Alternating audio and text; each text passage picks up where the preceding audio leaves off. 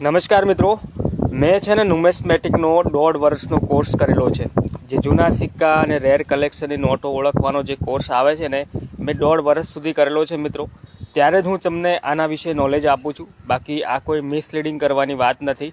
અને રહી વાત મિત્રો, આ જૂના સિક્કાને લઈને ઘણી બધી ગેરસમજ છે લોકોને, પણ આ કોઈ ખોટી વસ્તુ નથી મિત્રો. આ એક સારી વસ્તુ છે અને ભારત સરકાર પણ માન્યતા આપે છે કે તમે કલેક્શન કરી શકો છો. કોઈ પણ રેર વસ્તુ હોય, કોઈ પણ યુનિક વસ્તુ હોય તો એનો સંગ્રહ કરવો જોઈએ મિત્રો. તમને ખબર હશે તો ગાંધીજીના જે ચશ્મા હતા એનો પણ સંગ્રહ કરવામાં આવ્યો હતો મિત્રો. તો આ રીતના જેટલી પણ ભારતની વસ્તુઓ છે એનો સંગ્રહ કરવો એ બિલકુલ ઓથેન્ટિક વાત છે મિત્રો. રહી વસ્તુ અહીંયા કિંમતની મિત્રો, ઘણા લોકો કિંમતને લઈને ગેરસમજમાં ઊભા થઈ જાય છે. તો લાખો રૂપિયા દરેક વસ્તુના દર વખત નથી હોતા મિત્રો. સામે એવી વસ્તુ પણ હોવી જોઈએ ત્યારે એની કિંમત પણ એવી હોય છે. જો તમે રિસર્ચ કરશો ને તો એક વાત તમને જણાવો મિત્રો, અમેરિકામાં એક ડબલ કોઈનનો ઈગલ કોઈન હતો જે સોનાનો હતો, પણ એ 7 મિલિયનમાં વેચાયો હતો મિત્રો. $7 મિલિયન વેચાયો હતો.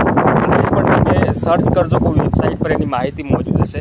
1933નો ઈગલ કોઈન હતો અમેરિકાનો, જે $7 મિલિયન વેચાયો હતો. તો આવું બની શકે છે, રેર કેસમાં બની શકે છે આવું.